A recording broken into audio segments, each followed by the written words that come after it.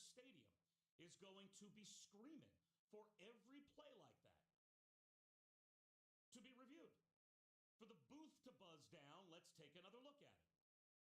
Think about the number of plays that we could have in the last 2 minutes of a first half, and oh my God, with the game on the line, the last 2 minutes of the game, where all of a sudden, before you run the next play, the replay booth is going to have to buzz down to see if maybe someone grazed a wide receiver just a shade too early, and now it may be, in this era of looking for things to overturn, rather than only using replay to overturn the most egregious things, looking for things to overturn, that you may get constant stoppages in the last 2 minutes of each half because of potential game-changing plays. There's no penalty in all of football that more greatly alters the outcome or can than pass interference.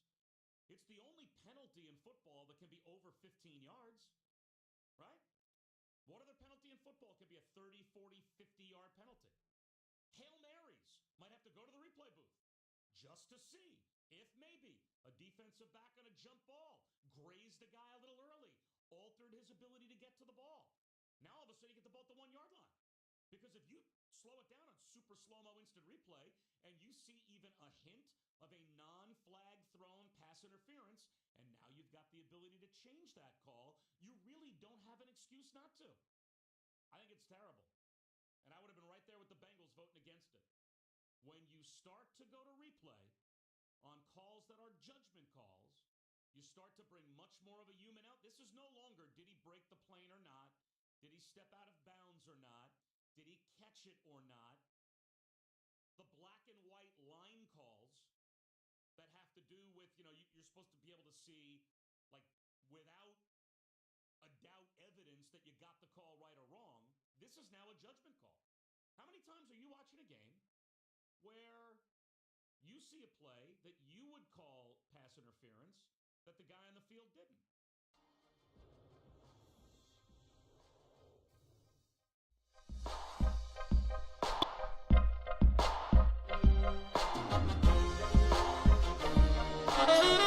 The Stephen A. Smith Show on ESPN Radio is presented by Progressive Insurance. Guests on the Stephen A. Smith Show appear via the Shell Pennzoil Performance Line, and you can always get in touch with the show through the 1-800-Flowers Twitter feed.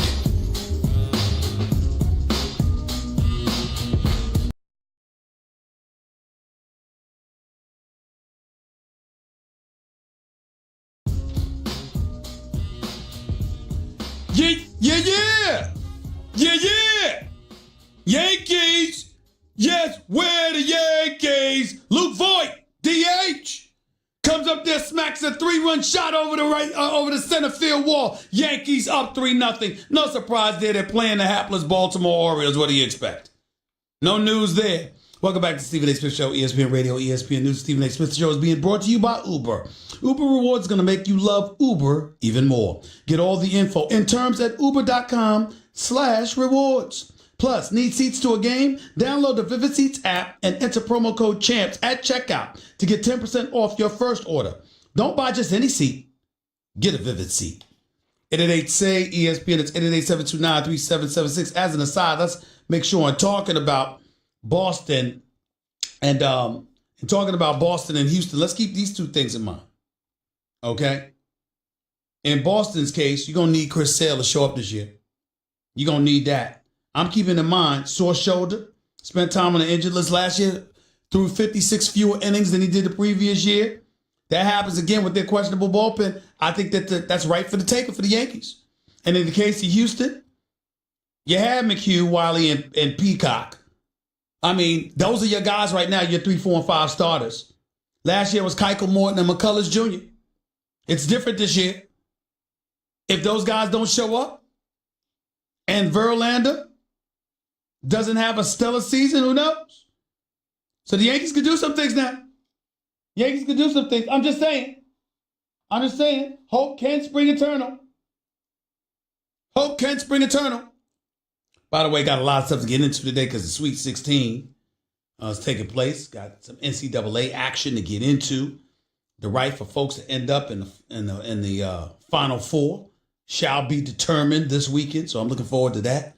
Duke, Virginia Tech pay attention to that because it's Zion. But to me, I'm looking forward to North Carolina, Auburn. I'm looking forward to that game. I really, really am. There's a lot of stuff to get into, and I'll get into Kobe and some KD stuff and all of that in just a minute. 888-SAY-ESPN is always the number to call. It's 888-729-3776. Let's go to Marlon. You're live with Stephen A. What's up, Marlon? I'm all right. Talk to me. He was just saying that Antetokounmpo, they have weak teams in the East, but all year round, they're playing teams in the West also. So I think the MVP race you play more games against people within your conference than you do on the road, but everybody plays each other. That's all. Go ahead. Yes, I feel the MVP should be judged based on your all-around game, not only just scoring. You got to be playing defense and helping out and assists, and that's the way I think it should be judged. Well, that's your opinion. You're entitled to it. I don't think it's that simple. I think you have to take into account the level of help people have. I think you have to take into account the responsibility that people are asked to carry. What would James Harden be doing if he were in Milwaukee? Okay, chances are you got a coach like Budenholzer. You got lengthy defenders all around you. And the combination of those things could help you. Now, I don't think you'd be as good defensively without the Greek Freak, but I think you'd be even better offensively. And I think that that's something that you have to pay attention to. We can look at it a multitude of ways. I just think it comes down to the load that you're asked to carry. What you're asked to actually do. I think that matters. I pay attention to that, and that's why I would give James Harden the edge. Not to knock the Greek Freak in any way. I think he's a future face of this league. I love his mentality, his no-nonsense approach, how he ain't trying to hug and sing kumbaya with opponents. He's trying to cut their throat and take their heads off. I don't, figuratively speaking, of course, I don't mind it at all. I love that. I absolutely positively love that about the Greek Freak. But I think James Harden has been nothing short of sensational this year, and I got to give credit where credit is due in that regard. Okay. Thank you very much. I appreciate the call, man. Let's go to Jay. You're live with Stephen A. Talk to me. Yeah, Stephen A. This is Jay Bates from Kentucky. Okay. How are you, sir? I'm doing all right. How about yourself? I'm doing great. Thank you for calling. Go ahead. Two questions. Number one is, how do you think my sorry Reds are going to do this year? Not much. Not much. The only reason why you're relevant is because you acquired Yasiel Puig. That's it. That's it. Nobody. They made some moves and supposedly got better. So hold on. Wait a minute. They have gotten better, and I don't mean to imply that they did not. What I'm simply saying is, first of all, I don't know too much about the Cincinnati Reds. I got to do more of my homework on them, so I'm not going to lie to you about that. But I will tell you that even though people are saying that they're getting better, nobody's confusing them into interpreting them as a championship contender. You think about the Dodgers, you think about the Cubs, you think about somebody coming out of the National League East, probably the Philadelphia Phillies with the acquisition of Bryce Harper, McCutchen being there, etc. You're not thinking about the Cincinnati Reds, to be quite honest with you. You think about the Milwaukee Bucks, you think about the Chicago Cubs before you think about the Cincinnati Reds, because the Cincinnati Reds have been so dormant for so long. Oh, I know. I understand what you're saying. Okay. My second question is what chance do you give my Kentucky Wildcats to make it to the Final Four? They got a shot. I'm going to give credit where credit is due. First of all, they got Calipari. I don't think that ever hurts. That's number one. I think that's something that needs to be pointed out. Number two, I like some of the cats that they have, and I've been pleased with what I'm seeing from them.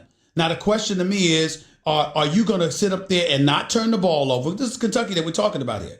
Are you going to avoid turning the ball over? They're going up against Wofford. All right? You should be able. I'm sorry, they beat them. You get ready to go up against Houston. I apologize. Houston's formidable, man. Houston's had a stellar season. And I wouldn't sleep on Houston by any stretch of the imagination. And they can hit perimeter shots. I only saw Houston a couple of times this year when they played Cincinnati. That's the only time that I really saw them this year. But I would tell you, as I'm telling you right now, when I look at them, I say to myself, excuse me, they have the potential to take Kentucky out of there because Kentucky, ripe with young kids, sometimes don't show up when it counts. And I watched them lose that conference tournament game to Tennessee. So I'm not sold on Kentucky right now. I really am not. I'm wondering if we're going without P.J. Washington. I'm wondering if we're going to get by Houston. I don't think you will. It's a chance. I'm not going to rule out anything with John Calipari. That's what I'm trying to tell you.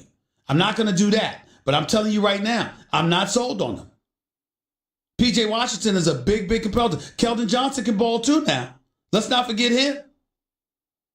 Hero, he can ball too. He's a freshman though. I'm just looking at Kentucky right now, and I'm just saying, listen, P.J. Washington is a pivotal piece. You going without him, that's not a good position to be in. It just isn't. So I don't have a lot of faith in what Kentucky can do. The only reason I'm believing in them is because this is John Calipari that we're talking about here. And when it's John Calipari, you got to believe that if anybody can find a way, he has. But in all his years of coaching, and we have to give credit to his greatness the way we should, the reality is he only has one championship, one national championship on his resume. And why is that? That was because of Anthony Davis. Anthony Davis is the only guy that was ever able to deliver John Calipari a championship. Houston's 33-3 this year. Kelvin Sampson is doing a hell of a job. He is. The man knows how to coach. He knows what he's doing. And this kid, Corey Davis Jr., can ball. Amani Brooks isn't bad.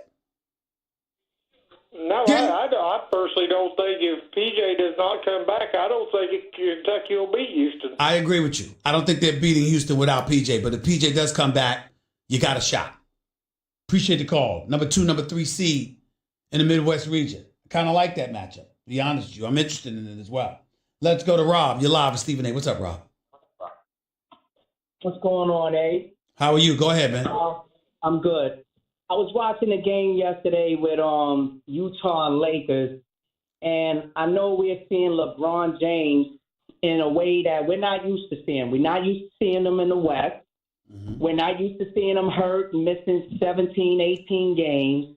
Mm-hmm. And we're not used to seeing LeBron James not make the playoffs. But what bothered me the most last night was when they said LeBron James, and that's my guy. I ride with LeBron James. He's the king. But when they said that he's not playing because he needs rest, what rest? You're going to be on permanent rest in another eight after 8 games. Well, let me stop you right there. Let me stop you right there. Let me stop you right there. You shouldn't care about that. And here's the reason why you shouldn't care. The reality of the situation is we need to see what some of these other Lakers are going to do. All right? Changes are coming in LA. You're going to see a roster overhaul. You're going to see Luke Walton get fired probably the day after the season's over. You're going to see LeBron and Magic Johnson have a microscope on themselves, the likes of which we haven't seen in recent memory, because we're going to see who they're going to be able to get in free agency. We're going to pay attention to all of that. And I'm simply saying to you, you can't be worried about LeBron James and whether or not he needs rest or not. He's 34 years of age. He's in his 16th NBA season. He's going to playoffs 13 consecutive years. He's going to 8 straight NBA finals. The man has had an additional 2 seasons tacked on to his career based on postseason competition alone.